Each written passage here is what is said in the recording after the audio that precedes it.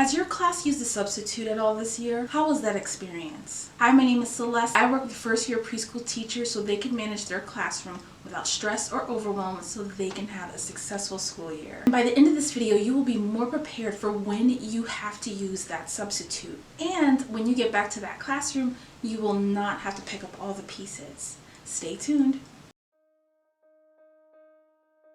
Hi there.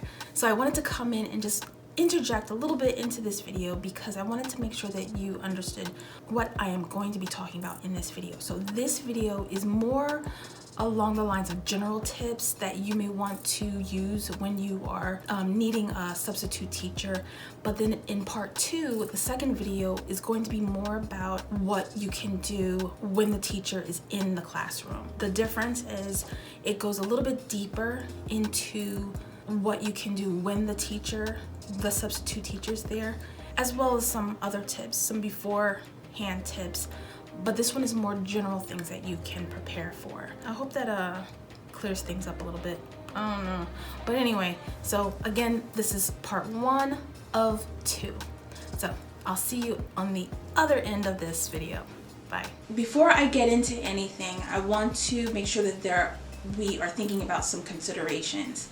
And some of those considerations include whether the substitute plan, and I'm not just talking about just like the lesson plan, but whether this is a time that will be planned where you will be out, or is it unplanned?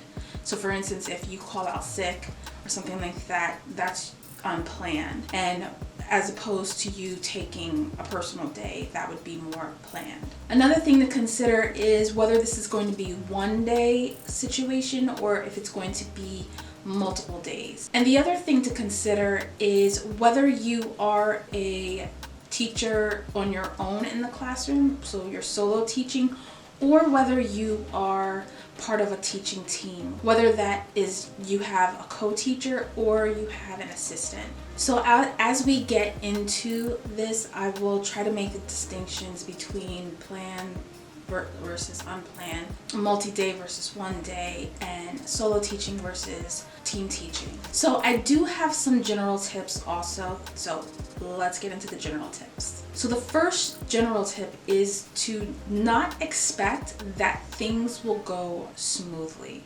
And I know that, you figure, especially depending on when you need this time off, that, your children have spent, so much time with you, and, they know all of your classroom management, policies and procedures and all that stuff, that you think that it will just naturally carry over to another person that comes into the classroom. That's not always the case.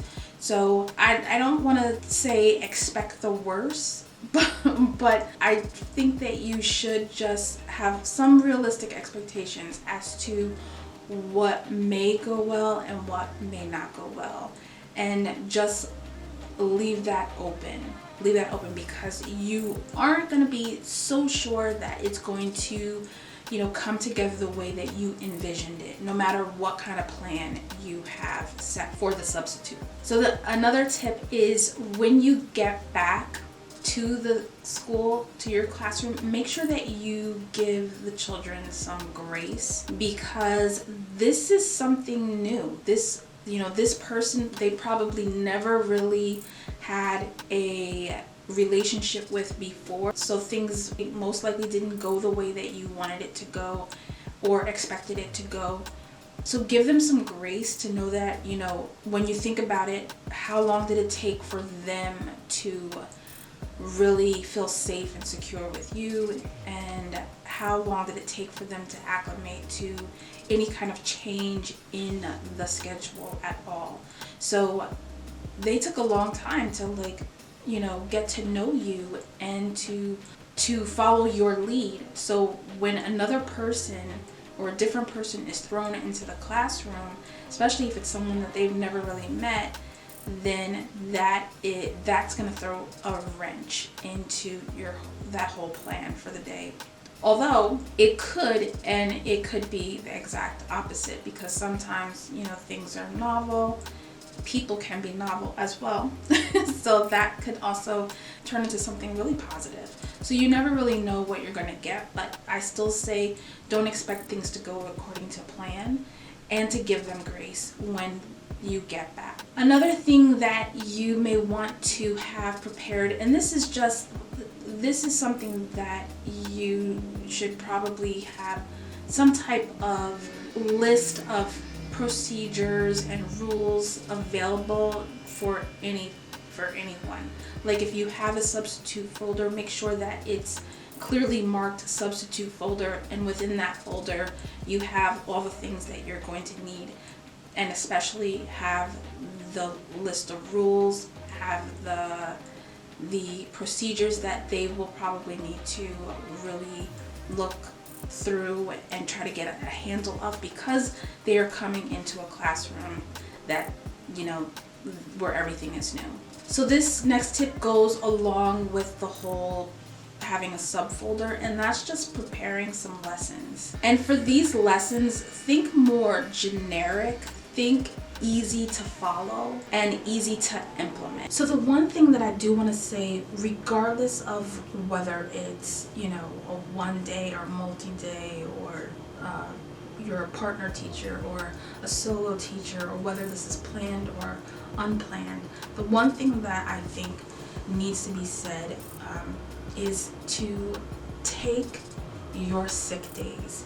If you are sick, take them, because it's not worth getting yourself sicker or possibly getting other staff sick or the children sick. At one point in my school career, I started this school year and I ended up being sick for 3 months.